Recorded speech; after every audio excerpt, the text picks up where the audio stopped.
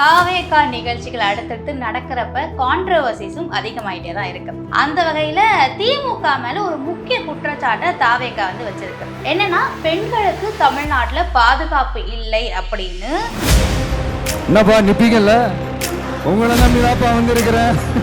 ஆணவத்தோட வந்தா அடிபடைய மாட்டோம், எதிர்த்து நிற்போம்.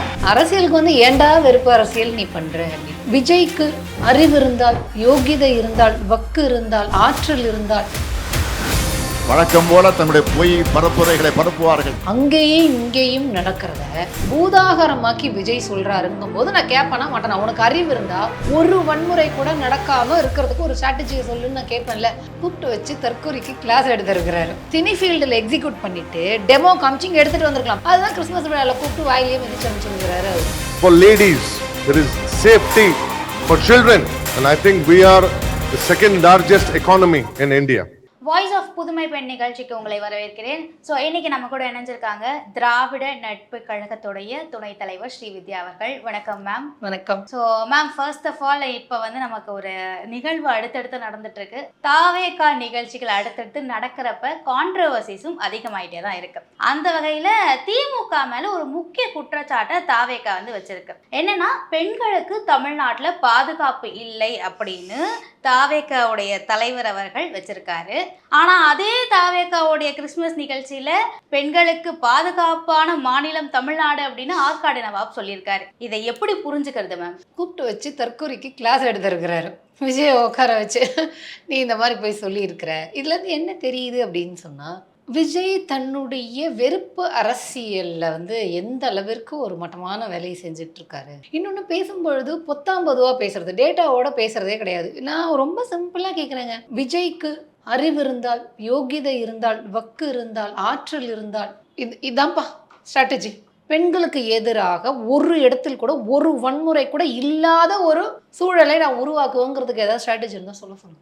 பெண்களுக்கு எதிரான, அதாவது வீக்கர் செக்ஷனுக்கு எதிரான வன்முறைங்கிறது இங்கே காலமாக நடந்துக்கிட்டே இருக்குது. நடக்கக்கூடாதுன்னு தான் இங்கே எல்லாருமே விரும்புகிறோம், ரைட்டா? அப்போது அதை மீறி ஏன் நடக்குதுங்கிற ஒரு கேள்வி வருது இல்லை?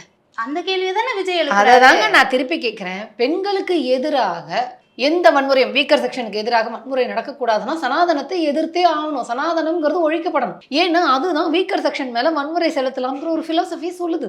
அப்படி இருக்கும் பொழுது பெண்களுக்கு எதிரான வன்முறை நடக்குதா?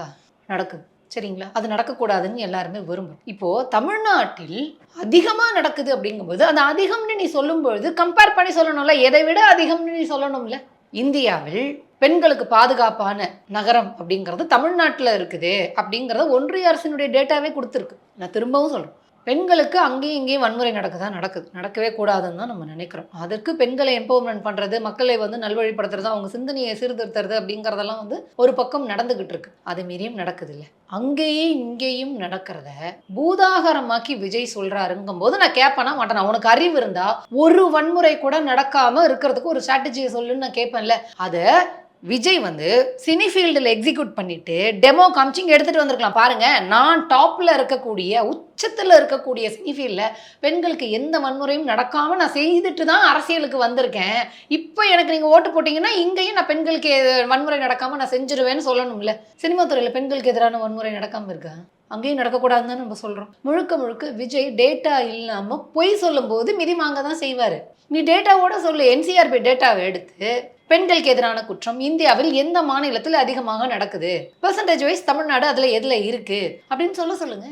சொல்லணும்னா அதை சொல்லுவாரா? முதல்ல அதை சொல்றதுக்கு அறிவு இருக்கா விஜய்க்குன்னு தான் நான் கேள்வி கேட்குறேன். அப்போது பெண்களுக்கு எதிரான வன்முறை நடக்கக்கூடாது, வீக்கர் செக்ஷனுக்கு எதிரான வன்முறை நடக்கக்கூடாது, திருநங்கைகளுக்கு எதிரான வன்முறை நடக்கக்கூடாதுன்னு ஆசைப்படுறவங்க எல்லாருமே தயவு செய்து டேட்டாவை பார்த்துட்டு சொல்லுங்க. அட் த சேம் டைம் இன்னொன்று ஸ்ட்ராட்டஜியும் சொல்லுங்கன்னு சொல்லுங்க. நடக்க முடியும். நீ சொன்னால் அதை நாங்கள் ஃபாலோ பண்ணிப்போம்ல, உண்மையாகவே பாராட்டுவோம்ல. விஜய்க்கு இது ஒரு ஸ்ட்ராட்டஜி சொன்னார்னா பாராட்ட தானே செய்வோம். அதை மட்டும் ஏன் சொல்ல மாட்டேங்கிறான்? வாய் இருக்குன்னு எதையாவது ஒன்று அடிச்சுட்டு போயிட வேண்டியது. அதுதான் கிறிஸ்மஸ் விழாவில் கூப்பிட்டு வாயிலேயே மிதிச்சு அமைச்சிருக்கிறாரு அவர்.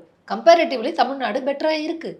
இன்னைக்கு நீங்கள் ஒரு நியூஸ் பார்த்துருக்கீங்களே, பிஜேபியினுடைய எம்எல்ஏ ஒரு பெண்ணை பாலியல் வன்முறை செஞ்சு அவங்க ஃபேமிலியில் அவங்க அப்பாவை கொன்று, அவங்க அங்கிளை கொன்று, பல வருட போராட்டத்திற்கு பிறகு தான் அந்த எம்எல்ஏக்கு பனிஷ்மெண்ட் கொடுத்து வாழ்நாள் சிறைன்னு சொல்லிட்டு ஜெயிலில் போட்டாங்க. இப்போ அந்த ஆளுக்கு பெயில் கிடைச்ச வெளில வந்திருக்கோம். பேசணும்ல.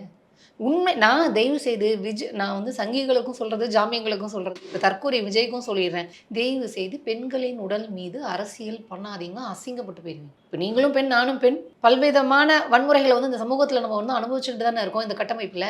அப்போ எங்கள் மீது நீ ஓட்டு பொறுக்கலான்னு நீ நினைக்காத. உனக்கு உண்மையாகவே அக்கறை இருந்துச்சுன்னா நீ சினிமாவில் எப்படி பெண்களை காமிச்ச?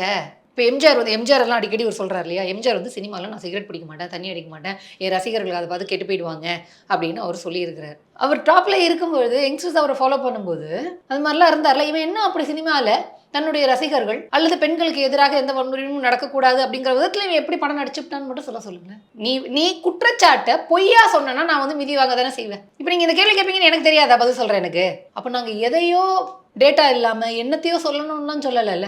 திமுக காரங்க யாராவது டேட்டா இல்லாமல் பொய்யான நம்பர்ஸை சொல்லி அவதூறோ குற்றச்சாட்டோ அந்த மாதிரி எல்லாம் அதை பண்ணது நீங்கள் பார்த்துருக்கீங்களா? அப்போது எங்களை எதிர்க்கிறவங்க பண்ணும்பொழுது, நேர்மை இல்லாமல் இருக்கும் பொழுது இதெல்லாம் நாங்கள் சொல்லி தான் ஆகும்.